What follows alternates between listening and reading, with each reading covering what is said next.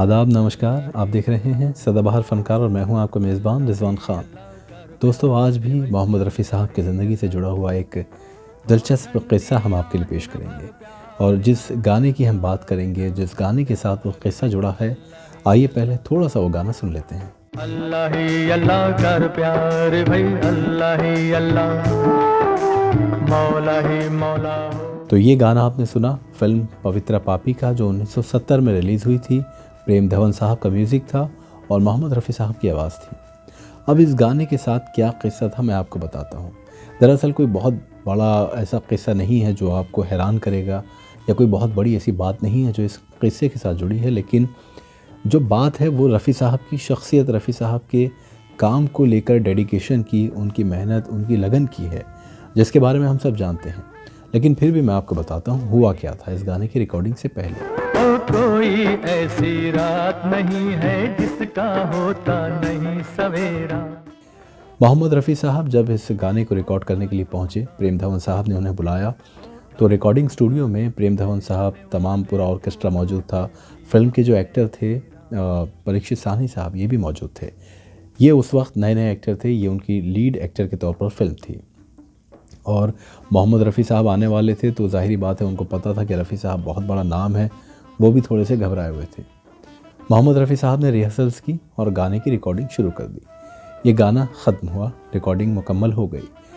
रफ़ी साहब जब इसको गाते हुए गा रहे थे, तो उस वक्त वो ऐसी कैफ़ियत में पहुंच गए थे जिसका अंदाज़ा किसी को नहीं हो पाया, क्योंकि रफ़ी साहब के बारे में हम सब जानते हैं कि वो इस तरह के गानों के लिए ख़ास तौर पर जो भजन होते थे या जो रिलीजियस सॉन्ग होते थे, मोहम्मद रफ़ी साहब एक दूसरी ही दुनिया में चले जाते थे गाते वक्त, इतना डूब जाते थे। और जो शख्स जिसका ऊपर वाले के साथ बहुत गहरा कनेक्शन होता है, उसके साथ ये कैफ़ियत अमूमन हो जाती है। और मोहम्मद रफ़ी साहब के साथ कई बार ऐसा हुआ, जब भी उन्होंने इस तरह के कोई भक्ति गीत है या कोई ऐसा रिलीजियस सॉन्ग था, जब भी गाया वो ऐसी ही कैफ़ियत में डूब जाते थे।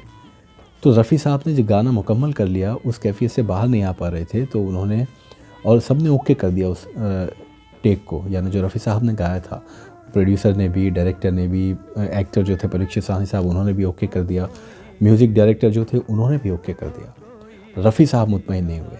रफ़ी साहब ने प्रेम धवन साहब से कहा कि अगर आप इजाज़त दें तो मैं इसको एक बार और गाना चाहता हूँ, अपने ही अंदाज़ में, अपनी ही समझ से और अपने तरीक़े से, अगर आपकी इजाज़त हो तो।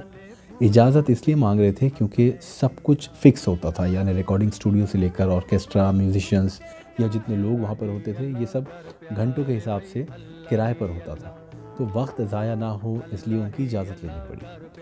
अब सब ये सोचने लगे कि जब गाना ओके हो गया और इतना अच्छा गाया रफ़ी साहब ने, कोई परेशानी नहीं हुई, तो फिर रफ़ी साहब दूसरा वर्जन क्यों गाना चाहते हैं। रफ़ी साहब ने ये कहा था कि मैं इसका एक और वर्जन गाऊंगा, अगर आपको वो इस्तेमाल करना हो वो कर लेना, या जो हमने गा लिया है ये इस्तेमाल करना हो तो ये कर लीजिएगा। अब प्रेम धवन साहब ने, रफ़ी साहब बहुत बड़ा नाम, इजाज़त दे दी, क्योंकि पता था कि रफ़ी साहब मानने वाले नहीं हैं। रफ़ी साहब ने फिर इसको अपने ही अंदाज़ में गाया, दूसरा वर्जन गाया इसका। पहले वो जो दूसरा वर्जन था वो मैं आपको थोड़ा सा सुना देता हूँ। बांट ले दर्द किसी का जग में और यहाँ से क्या ले जाना।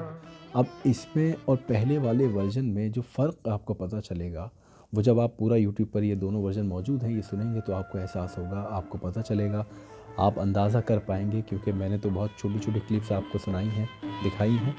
लेकिन जब पूरा आप सुनेंगे, ये दोनों वर्जन मौजूद हैं, तो आपको अंदाज़ होगा कि रफ़ी साहब की आवाज़ में कितना बदलाव है। अब रफ़ी साहब से परीक्षित साहनी साहब ने कहा कि आपने तो कमाल कर दिया रफ़ी साहब, जो दूसरा वर्जन गाया आपने और कमाल का गाया है। रफ़ी साहब ने कहा कि सब ऊपर वाले का करम है, हमेशा ऐसे ही कहते थे कि उसकी बदौलत ही मैं गा पाया। अब वो दूसरा वर्जन डायरेक्टर को इतना पसंद आया, इतना पसंद आया, सभी को आया था हालांकि, लेकिन उसको कहाँ यूज़ करें ये किसी को समझ नहीं आ रहा था। तो फिर डायरेक्टर को ये समझ आया कि फ़िल्म्स में जो कुछ ऐसे इमोशन दिखाने थे या कुछ ऐसे जज्बात एक्टर के दिखाने थे, तो वहाँ पर उसको इस्तेमाल किया। कैसे इस्तेमाल किया?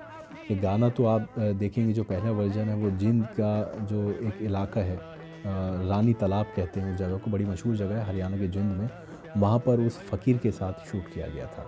अब डायरेक्टर साहब को ख्याल आया कि उसी कैरेक्टर के साथ उन्होंने दूसरे वर्जन को फिल्माया, जिसकी फ़िल्म में कहीं ज़रूरत नहीं थी, या फिल्म में स्क्रिप्ट के हिसाब से, स्टोरी के हिसाब से कहीं कोई ऐसी जगह थी ही नहीं जहाँ पे दोबारा उस फ़कीर के साथ उस गाने को फिल्माया जाना था।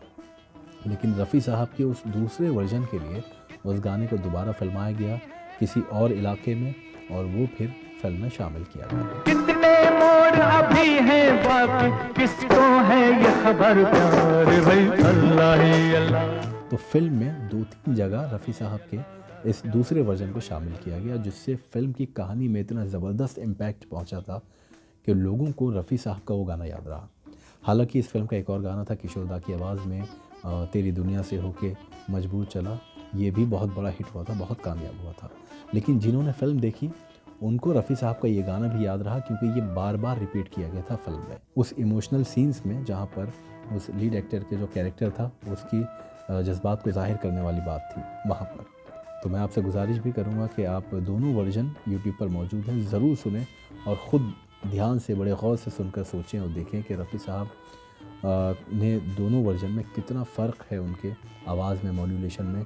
और सिर्फ आवाज़ की बात नहीं है, बल्कि रफ़ी साहब के डेडिकेशन की बात है कि रफ़ी साहब पैसे की परवाह नहीं करते थे कि दूसरी बार गाऊंगा तो मुझे और पैसे चाहिए, एक्स्ट्रा चाहिए।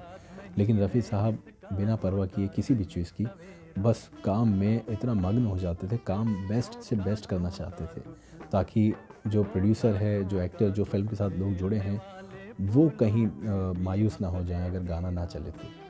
क्योंकि ये बहुत बड़ी बात थी, इस तरह से कोई अगर शख्स या प्लेबैक सिंगर सोचता था, क्योंकि सब प्रोफेशनल लोग थे, पैसे के लिए काम किया करते थे, लेकिन रफ़ी साहब ने कभी पैसे के लिए काम नहीं किया।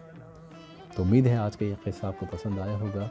अब अगले वीडियो में किसी और किस्से के साथ आपसे मुलाकात करेंगे।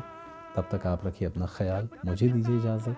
नमस्कार, आदाब। दुनिया से ना डर प्यार भाई अल्लाह ही अल्लाह, अल्लाह ही अल्लाह कर।